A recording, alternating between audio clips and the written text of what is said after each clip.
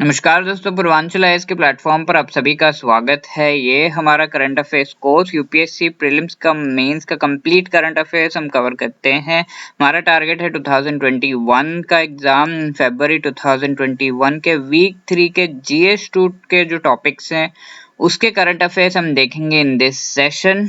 So let us have a look at the topics. Arbitration and Conciliation Amendment Bill 2021, ये हम discuss करेंगे। Corruption perception index 2020, draft blue economy policy, trans Atlantic alliance and quadrilateral grouping जो कि quad का meeting recently हुआ था, उसके बारे में हम चर्चा करेंगे। So the first one is the arbitration and conciliation amendment bill of 2021। So recently Lok Sabha ने पास किया है arbitration and conciliation amendment bill of 2021 to check the misuse of fly-by-night operators who take advantage of the law to get favorable awards by fraud. Okay, the bill intends to replace the arbitration and conciliation amendment ordinance issued in November 2020. तो यहाँ पर जो law को थोड़ा बहुत तोड़ मरोड़ के जिस तरह से फेवरेबल अवार्ड्स बाय फ्रॉड लिए जाते हैं, यानी कि किसी केस के डिसीजन को अपने इंटरेस्ट के हिसाब से मोल्ड करने वाले जो लोग होते हैं उनके खिलाफ ये चीज की गई है ताकि वो मिसयूज ना कर सके इस पर्टिकुलर जो फैसिलिटी प्रोवाइड की गई है, right. So for that thing arbitration conciliation amendment bill of 2021 लाई जा रही है।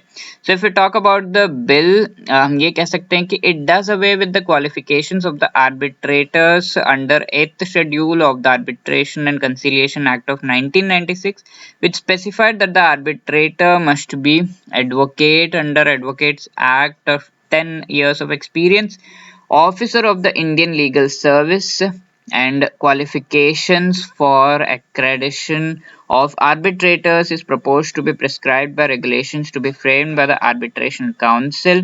And if the award is given on the basis of fraudulent agreement or corruption, then the court can grant an unconditional stay as long as appeal under section 34 of the arbitration law is pending. तो first thing is it does away with the qualifications. तो arbitration के लिए आपको ये इसमें से कोई qualification होना है, वो चीज को हटा दिया गया है ताकि जिनमें ये क्वालिफिकेशन है वो इस चीज का मिसयूज ना करे। तो एडवोकेट होना था पहले, या तो आपको इंडियन लीगल सर्विस के ऑफिसर होना था, या तो क्वालिफिकेशन जो है वो डिसाइड किया जाएगा विद आर्बिट्रेशन काउंसिल, इस तरह से दिया गया। So that is done away with so that even normal people can raise this arbitration.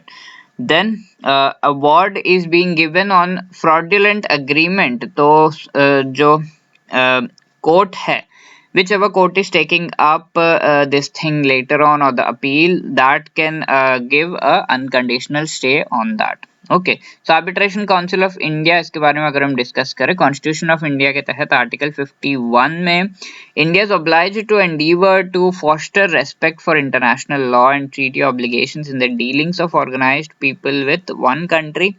Okay, तो एज पर आर्टिकल 51 ये हमारा जो है ऑब्लिगेशन है। Then arbitration conciliation amendment act of 2019 seeks to establish an independent body. तो independent body arbitration council of India के तहत establish किया गया है as per this act for the promotion of arbitration, mediation, conciliation and other alternative dispute redressal mechanisms. Under this act supreme court and high courts में designate arbitral institutions. तो supreme court, high court जो है वो भी arbitral institutions को designate कर सकते हैं which parties can approach for the appointment of the arbitrators. Okay, so that was about Arbitration and Conciliation Amendment Bill 2021.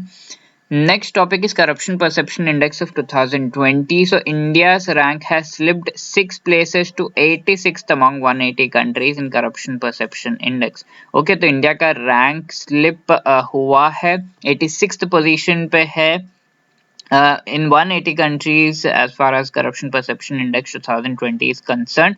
ये रिपोर्ट इंडेक्स जो है रिलीज किया जाता है by the transparency international. So India was ranked 80th out of 180 countries in 2019, but अभी 86th हो गया, which means corruption in India has increased. This is what the report or the index itself says. So the index ranks 180 countries and territories by the perceived level of public sector corruption. So public sector corruption पे पूरा का पूरा यहाँ पर ध्यान है. So public sector corruption के basis पे ये सारे 180 कंट्रीज को रैंक किया जाता है and India has been ranked 86th in that as far as the 2020 index is concern, which is much away from 80th जो पिछले साल था 2019 में था, according to experts in business people. Okay, so it uses a scale of 0 highly corrupt to 100 very clean. तो scale जो है वो यूज किया जाता है 0 to 100. तो 0 है तो हाईली करप्ट है, 100 है तो वेरी क्लीन है. तो CPI 2020, तो करप्शन परसेप्शन इंडेक्स 2020 है, paints a grim picture of the state of corruption world wide का स्टेट ऑफ करप्शन बहुत ही ग्रिम है, बिकॉज वर्ल्ड वाइड जो स्टेट ऑफ करप्शन है, करप्शन बढ़ता ही जा रहा है. while most countries have made little to no progress in tackling corruption in nearly a decade, more than 2/3 of countries score below 50. तो कोई प्रोग्रेस नहीं किया गया by most of the countries. 2/3 of the countries below 50 score कर रहे हैं corruption perception index में, which shows कि वर्ल्ड वाइड करप्शन कितना ज्यादा बढ़ता जा रहा है. एवरेज जो है 43 है. Top countries of the corruption perception index are Denmark, New Zealand जिनके स्कोर्स 88 हैं, also Finland, Singapore, Sweden, Switzerland के स्कोर्स 85 हैं. लीस्ट जो है कंट्रीज बहुत ज्यादा करप्शन जहां पर है वो साउथ सुडान, सोमालिया एंड ये सारे जो है बॉटम कंट्रीज है. 12 ईच स्कोर है. They are followed by Syria, Yemen and Venezuela जहां पर स्कोर्स 14 एंड 15 है. So you can see the entire thing. So this corruption perception index के तहत strengthening oversight institutions to ensure resources reach those most in need, corruption सबसे कम हो, ये ensure करने के लिए ये इंडेक्स स्ट्राइव करता है. Anti corruption authorities and oversight institutions must have sufficient funds. तो फंड्स जो है वो सही तरीके से मिलते रहने चाहिए ऐसे इंस्टीट्यूशंस को. That is the need of the hour. Ensure open and transparent contracting to combat wrongdoing. Identify conflicts of interest and ensure fair pricing. Okay, so ये सारी चीजें ensure करने से related ये index काम करता है, right? So the next topic is draft blue economy policy. तो draft blue economy policy recently Ministry of Earth Sciences के द्वारा roll out किया गया है. Draft blue economy policy inviting suggestions and inputs from various stakeholders. तो various stakeholders अपने suggestions inputs दें towards this draft blue economy policy. ये चीज जो है की गई है. It is in line with the government of India's vision of New India by 2030. So vision of New India by 2030 का जो vision है उसमें ये in line है. तो recently government has been taking up various steps so that हमारा मेरी time trade जो है वो बढ़े.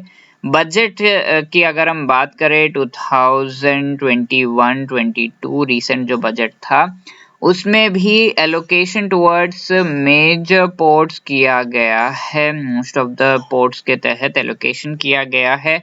ऑल्सो इंडियन जो कंपनीज हैं उन्हें प्रोत्साहित किया जा रहा है कि वो खुद के जो शिप्स हैं वो जो है वो लाएं इनटू द एंटायर ट्रेड और इंडियन जो माल है वो इंडियन शिप्स पे जाए, क्योंकि द इश्यू हैज बीन कि द कॉस्ट वगैरह बहुत ज़्यादा हो जाता है बिकॉज इंडियन माल बहुत ज़्यादा फॉरेन शिप्स पे जाता है. इंडियन शिप्स पे कम, फॉरेन शिप्स पे ज़्यादा जाता है. Okay, so they come to India and take this India का माल, राइट. सो इस चीज को जो है इम्प्रूव करने की कोशिश की जा रही है. ऑल्सो पोर्ट से related there was this act जिसके तहत पोर्ट ट्रस्ट को अब बोर्ड्स बना दिया जाएगा और इसमें कई सारे मेंबर्स होंगे स्टेट गवर्नमेंट के एंड सेंट्रल गवर्नमेंट के. Okay, so and that will make it comprehensive total body दो की जिसकी ऑटोनॉमी बढ़ाई जा रही है with respect to the decisions of major ports. Okay, so this is about major ports.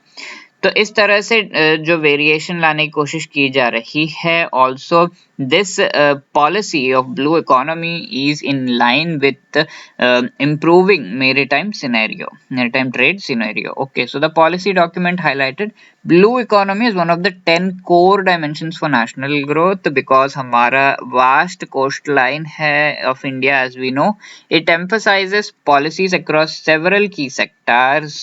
It recognizes 7 thematic areas which are national accounting framework and ocean governance, coastal maritime spatial planning and tourism, marine fisheries, aquaculture, fish processing, manufacturing, emerging industries, trade, technology, services and skill development. Okay, so policy के तहत India को एक global maritime hub बनाने की कोशिश की जा रही है, जहां पर India has a coast line of around 7.5 thousand kilometre, 7,500 kilometres के आसपास का कोस्ट लाइन है। 28 स्टेट्स कोस्टल स्टेट्स है, यहाँ पर 1382 आइलैंड्स हैं इंडिया के, 199 पोर्ट्स एंड वेरियस अदर जो है चीजें हैं। India's exclusive economic zone 2 million square kilometres का है। Also, coastal economy sustains 4 million fisher folk and coastal communities, and this is the reason कि policy will be really great in promoting the entire maritime trade scenario, right? So the next topic is Transatlantic Alliance. USA के President Joe Biden in his first address to the annual Munich Security Conference declared that the Transatlantic Alliance is back. So Transatlantic Alliance जो है ये वापस से it will come into life, ऐसा जो है जो बाइडन जो यूएसए के प्रेसिडेंट हैं उन्होंने कहा है। And stress the need to defend democracy around the world, democracy को डिफेंड करना है अराउंड द वर्ल्ड, इसका नीड को स्ट्रेस किया गया। USA president intended to improve the strained relationship between the USA and other European allies. Okay, transatlantic is the strengthening the relation between US and European allies. तो US and Europe के बीच में you have the Atlantic Ocean, तो transatlantic जो alliance है ये इनके बीच में होगा। तो म्यूनिक सिक्योरिटी कॉन्फ्रेंस क्या है? Annual conference on international security policy that has taken place in Munich, Bavaria, Germany since 1963. तो म्यूनिक सिक्योरिटी पॉलिसी कॉन्फ्रेंस है, इंटरनेशनल सिक्योरिटी पॉलिसी जो कि इसका एनुअल कॉन्फ्रेंस है। सो इस अलायंस के बारे में अगर हम बात करें तो transatlantic alliance has been the cornerstone of post world war two world order. तो ट्रांसअटलांटिक अलायंस ही सबसे इंपॉर्टेंट चीज है जिसके तहत वर्ल्ड वॉर 2 के बाद वर्ल्ड ऑर्डर डिसाइड किया गया। तो this is a real world expression of west of the sense that both sides of Atlantic are in it together. तो वेस्ट का पूरा का पूरा ट्रांसअटलांटिक अलायंस एक मैनिफेस्टेशन है जहां पर both sides of Atlantic west का पार्ट बनते हैं, similar cultures and all, so they are part of this. And TTIP is an ambitious, comprehensive and high standard trade. Okay, तो इसी तरह से ट्रांसअटलांटिक की अगर हम बात करें तो there is this TTIP which is a Transatlantic Trade and Investment Partnership. तो ये एक ambitious, comprehensive and high standard trade and investment agreement है negotiated between US and European Union. So this is in line with this alliance and negotiations were launched in 2013, ended without consultation in 2016. 2016 में ये पूरा end हो गया था। तो it will be a cutting edge agreement aimed at providing greater compatibility and transparency in trade and investment regulation while maintaining high levels of health, safety and environmental protection. Okay, तो इस direction में आगे बढ़ रहा है। तो Donald Trump farmer administration flaunted its foreign policy through America first. Okay, तो America first जो है डोनाल्ड ट्रंप जो थे पहले के जो प्रेसिडेंट यूएस के, तो उन्होंने अमेरिका फर्स्ट लेकर आए थे। Former American president not only attacked NATO, the fundamental structure of transatlantic alliance, but also withdrew from virtually all multinational agreements recently championed by European Union, such as Iran nuclear deal and Paris climate agreement. So most of the agreements से बाहर निकल आए थे, which we know. US and EU appear to be at odds with each other currently regarding China's interests, particularly on the economic and trade front. Okay, तो दोनों में कुछ issues है with respect to China's interests से related. तो EU has been partnering with China but USA is against. Okay, so ये सारे issues हो सकते हैं, but transatlantic alliance, yes, it is moving forward. तो नेक्स्ट टॉपिक है क्वाड्रिलेटरल ग्रुपिंग। क्वाड की मीटिंग रिसेंटली की गई है, उससे related. Recently, India joined Australia, Japan and United States. So as we know, quad यानी कि क्वाड्रिलेटरल ग्रुपिंग एक स्ट्रेटेजिक ग्रुपिंग है Australia, Japan, US and India का। तो इसमें इस ग्रुपिंग का जो मीटिंग है रिसेंटली इंडिया ज्वाइन किया है for a ministerial meeting under the quadrilateral grouping Quad and discussed issues across Indo-Pacific and the military takeover in Myanmar. तो Indo-Pacific and most importantly military takeover in Myanmar ये चीजें discuss की गई थी। Discussed contemporary challenges specially COVID-19 and agreed to enhance access to affordable vaccines, medicines and medical equipment. Vaccine, medicine, medical equipment ये सब से related access बढ़ाया जाएगा। Discussed countering disinformation, counter terrorism, maritime security and priority of strengthening democratic resilience in the broader region, ये सारी चीजें discuss की गई हैं। Emphasise their commitment to upholding rules based international order underpinned by respect for territorial integrity and sovereignty, rule of law, transparency, freedom of navigation in the international seas and peaceful resolution of disputes. ये सारी चीजें जो है discuss की गई हैं। Also, looking at the highlights, they reiterated common vision for a free, open and inclusive Indo-Pacific, जो वो चाहते हैं, which is the main reason for Quad, support for ASEAN cohesion and centrality. Okay, so ASEAN के साथ और आगे बढ़ना है एंड इंडो पैसिफिक को फ्री एंड ओपन जो है मेंटेन रखना है। Gathered growing international support including in Europe. तो इंडो पैसिफिक जो है इससे रिलेटेड बहुत ज्यादा न्यूज आ रहा है। Discuss climate change cooperation and humanitarian assistance and disaster relief, agreed on holding ministerial meetings of Quad at least once a year.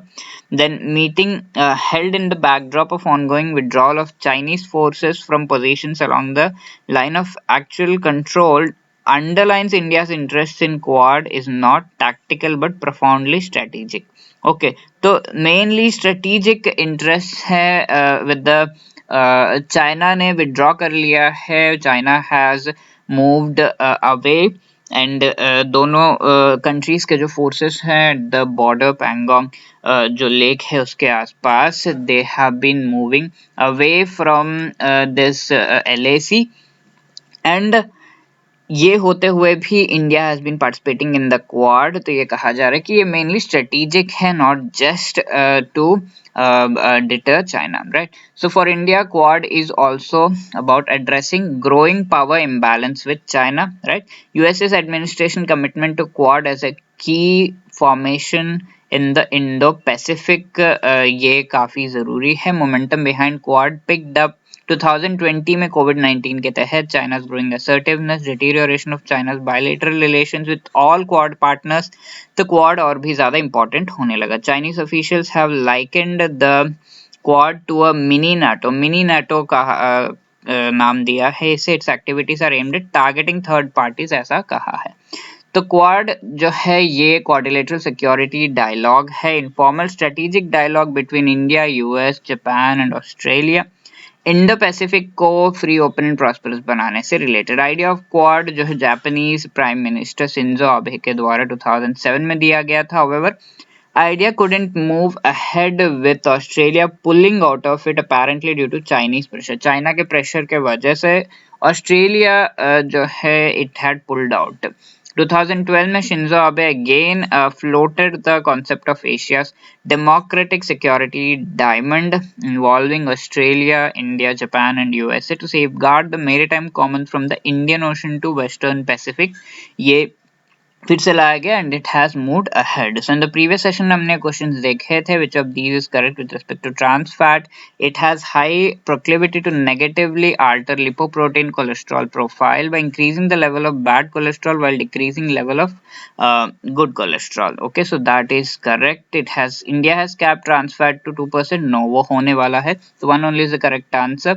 India Ukraine relations से related a question, correct statement find out करना है. Immediately after the breakup of Soviet Union, government of India recognized Republic of Ukraine as sovereign independent country. Yes, R-27 air-to-air missiles which are in use by the IF Ukraine manufacture करता है. So 1 and 2 is the correct answer. India Poland से related ये question है.